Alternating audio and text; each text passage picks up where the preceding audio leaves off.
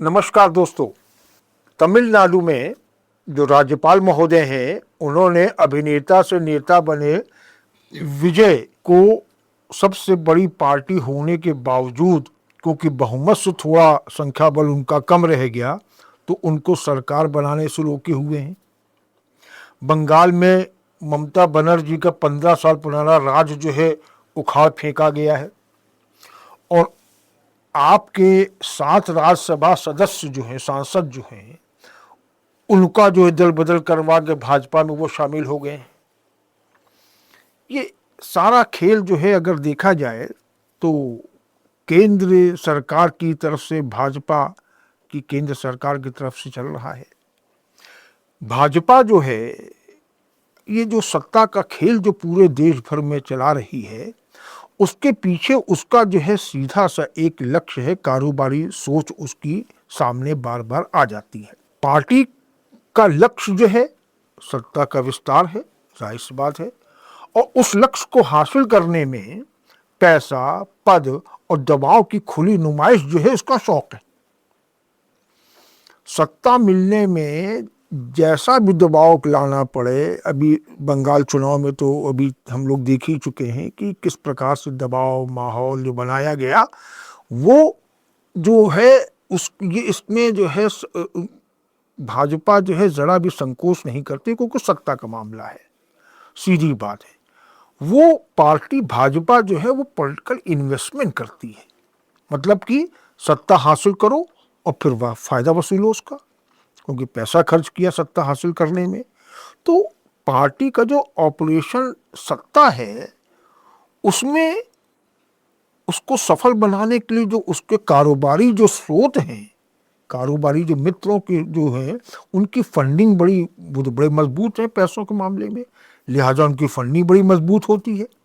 मजबूत पार्टी के फंडिंग होने से जो उनका जो है जो ऑपरेशन सत्ता जो है वो खुलकर चलता है, और खुलकर मदद होती है पैसों की, कारोबारी जो मित्रों से, और उनकी फंडिंग जो होती है उससे सत्ता का ऑपरेशन सत्ता खुला खेल चलता रहता है।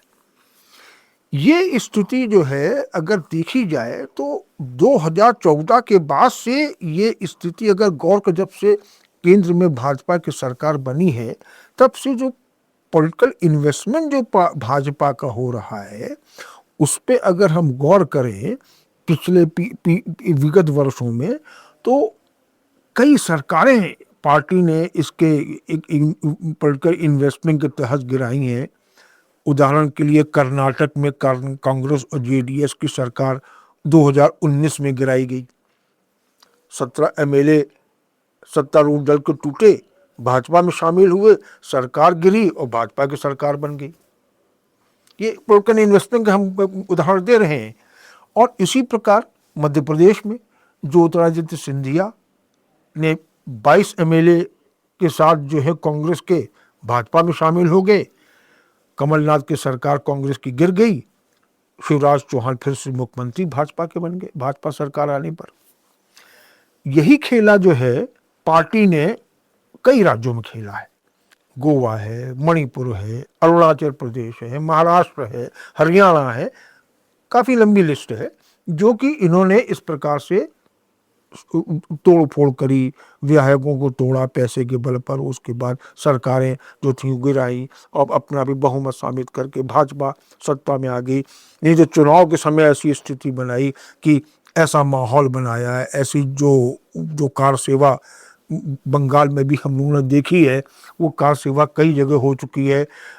हरियाणा है, महाराष्ट्र है, जिनके बारे में तो बड़ा एक रोचक जब इनकी इनके इनके किस्से क्या कहिए, इनके मतलब जो गतिविधियां बड़ी रोचक रही हैं, कि जो चुनाव के बाद इन दोनों राज्यों में एग्जिट पोल आए, उसमें भाजपा को बुरी तरीके से हारते दिखाया गया, लेकिन जब वास्तविक मतगणना के परिणाम सामने आए तो भाजपा की बम्पर जीत हुई, और एग्जिट पोल को एक प्रकार से समझ ली कि मुंह की खानी पड़ी।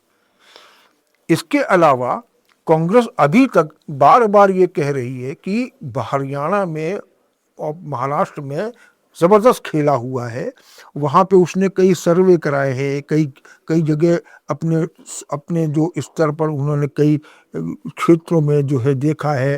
कांग्रेस का आरोप है कि चुनाव आयोग तो साथ में रहते ही उसके पीछे कई उंगलियां उठ ही रही हैं, काफ़ी समय से उठ रही हैं। कुछ आयोग, कांग्रेस का कहना यह है कि उसने उसने जो है वोटर लिस्ट में ऐसी हेरा फेरी करके महाराष्ट्र में, हरियाणा में की है, तो जिसकी वजह से बहुत से बाहर के राज्यों के वोटर वहाँ शामिल हो गए। जो स्थानीय वोटर थे वो उनको उनको वो वोट देने से वंचित कर दिया गया।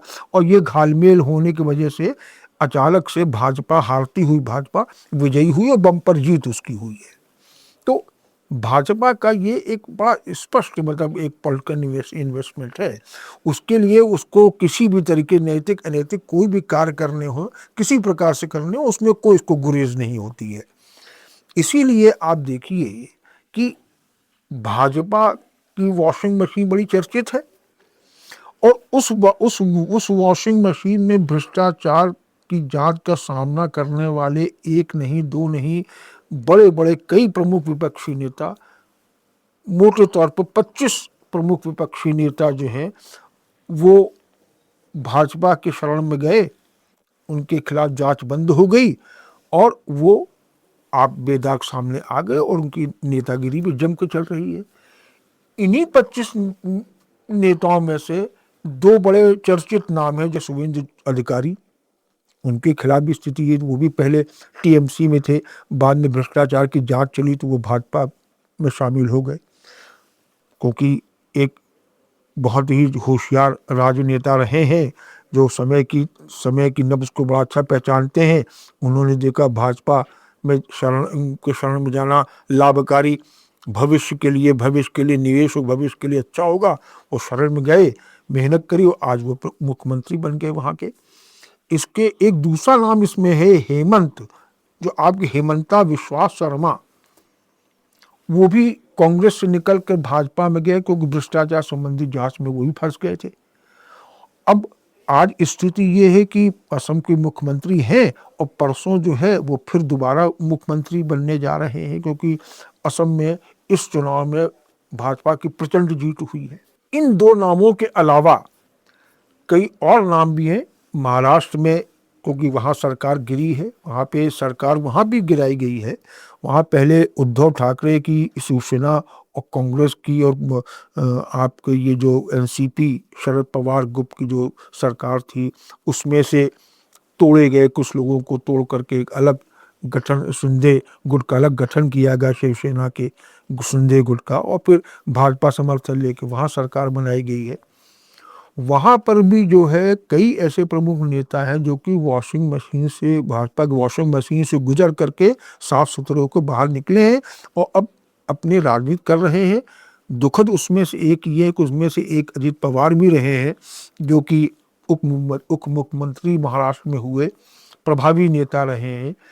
जो दुखद ये है कि अभी विमान हादसे में उनकी मौत हो गई है। उनके अलावा महाराष्ट्र के ही ऐसे और कई नेता हैं, आपके अशोक चौहान हैं, छगन भुजबल हैं, प्रफुल्ल पटेल हैं, नारायण राणे हैं। ये सब भी वो भ्रष्टाचार के आरोप में लिप्त भाजपा के वॉशिंग मशीन में गए और साफ सुथरे होकर आगे आ गए और आज को उनकी राजनीति बदस्तूर जारी है। एक आध दो मंत्री बने बैठे हुए हैं महाराष्ट्र में। तो इस प्रकार से अगर देखा जाए तो भाजपा ने वही एक ऑपरेशन सत्ता, जो उनका कारोबारी सोच है, उसी के तहत जो है अभी यहाँ पे आप में तोड़फोड़ कर दी। 7 राज्यसभा सांसदों को अपने यहाँ शामिल कर लिया भाजपा ने, और उनमें से एक तो बड़ा रोचक किस्सा है। एक जो अशोक मित्तल महोदय हैं, जो कि लवली यूनिवर्सिटी के मालिक हैं, ओनर हैं, उनके यहाँ ईडी का छापा पड़ा और 10 दिन बाद ही वो जो है भाजपा में शामिल हो गए। ये स्थिति जो है दल बदल कराने की, पैसा का बल दिखा करके तोड़फोड़ करने की और अंततः सत्ता हासिल करने की भाजपा की राजनीति ये है ही है। पर एक चीज और इसमें हम आपको बता दें कि कांग्रेस भी इस मामले में कम नहीं है। आपको जब कांग्रेस का भी हाल बता दें, फिर भाजपा में दोनों में हल्का अंतर बताएंगे। भाजपा के समय में भी जो है सरकार गिराने का, सांसद विधायक तोड़ने का खेल बदस्तूर चला है, खूब चला है। अकेले इंदिरा गांधी के समय में कांग्रेस में एक चीज रही है कि उस वो तोड़फोड़ दल बदल करने में, विधायक सांसदों को तोड़ने में उसका कम विश्वास रहा है। वो राष्ट्रपति शासन लगाने में बड़ी माहिर रही है कांग्रेस। इंदिरा गांधी के समय में ही जो है, अकेले इंदिरा गांधी के समय में करीब 50 से 90 चुनी हुई राज्य सरकारों को गिराया गया और यही राष्ट्रपति शासन लगा लगा के सरकारें बर्खास्त की गई। कुल जो ओवरऑल 55 साल का कार्यकाल कांग्रेस कर रहा है, उसमें 132 बार जो है विभिन्न राज्यों में राष्ट्रपति शासन लगा करके सरकारें गिराई गई।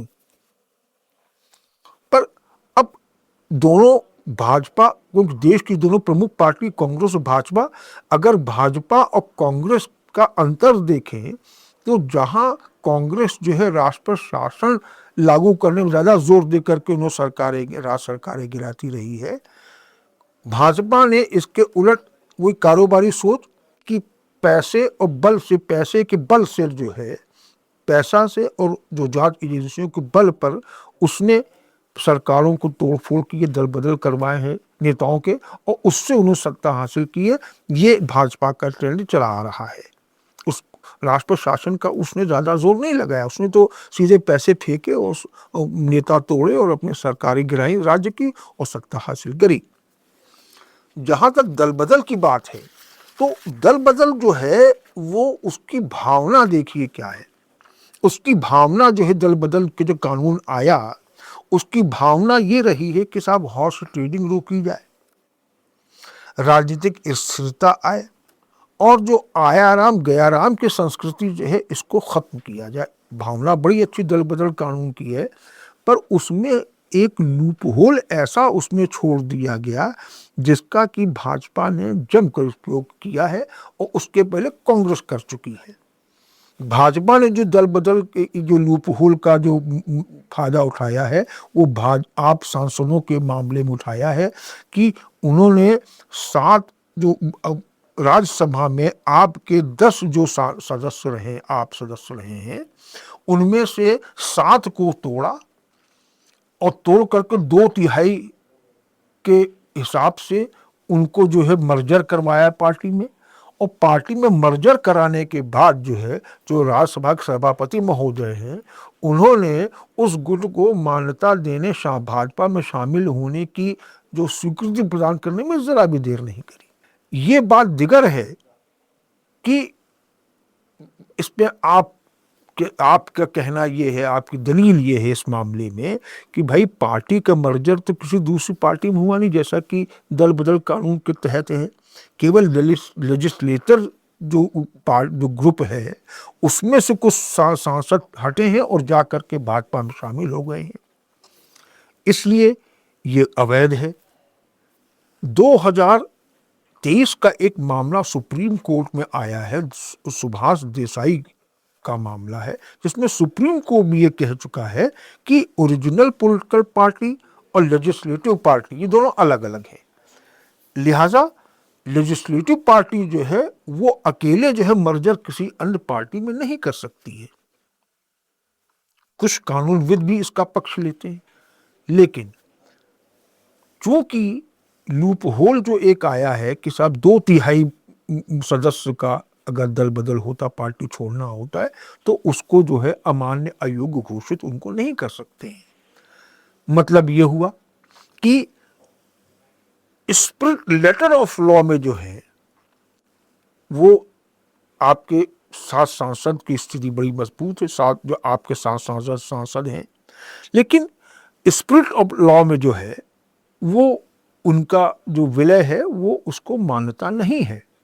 पर अब इसको कौन सुनवाई करे इसमें, क्योंकि स्थिति तो सामने आ चुकी है कि वो तो मर्जर उनका हो गया है, उनको राज्यसभा सभापति ने उसकी स्वीकृति भी कर दी, उसको उसका मान्यता प्रदान कर दी, उनको भाजपा में शामिल करने की एक मंजूरी भी दे दी है।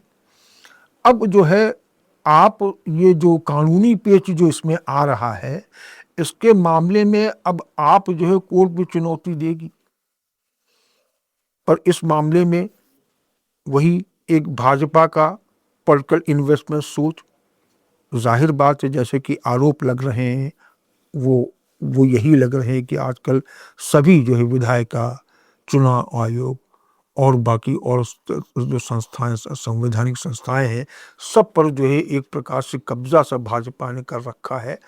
तो कोर्ट भी जो है वो ऐसे मामले में अगर मान लीजिए कोर्ट में चुनौती दी भी जाती है आपकी तरफ से, आम आदमी पार्टी की तरफ से, जो पंजाब में सत्तारूढ़ है इस समय, अगर चुनौती दी भी जाती है तो कोर्ट जो है जल्दी फैसला भले सुनाने वाला है। इन सदस्यों का कार्यकाल समाप्त होने के बाद भी कोर्ट का फैसला नहीं आना है, लिहाजा जो हो गया वो सामने है। भाजपा की अपनी बदस्तूर जो राजनीति चल रही है, दल बदल की जो भावना, उसका कोई मतलब नहीं है। जो सामने है वो यही है, आगे भी खेल यही चल रहा और चलता होगा। भाजपा की जो नीति है स्पष्ट है, उनको सत्ता हर जगह लेनी है, वो लेकर रहेंगे हेन टेन प्रकार जैसे भी हो। लिहाजा आगे आगे देखिए और कितनी सरकारें गिरती हैं और कितने राज्यों में भाजपा परचम लहराती है चुनाव के मार्फत, या इन तमाम इन प्रकार से जो पेच चलाए जाते हैं पर्दे के पीछे के, पैसों के बल पे, प्रभाव के बल पे, जांच एजेंसियों के बल पर, वो सब जारी रहेंगे। और यही अब देखने वाली बात है कि अब जो है आगे कौन सी राज्य सरकार भाजपा के निशाने पे आती है।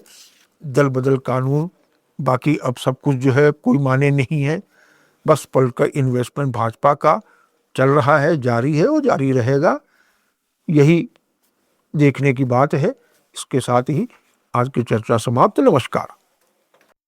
आप सुन रहे थे let's smile more than radio. Follow कीजिए हमें हमारे सोशल मीडिया प्लेटफॉर्म्स पर। It's time for news. It's time for more than radio. Presenting the first radio news app, Let's Mic. Let's Mic, a news-based app on your phone where you get to watch and listen news, talk shows, interviews, radio show podcasts. On Let's Mic, you get all relevant information of TV, print, radio, podcast, and digital. Let's Mic talks about every segment of life.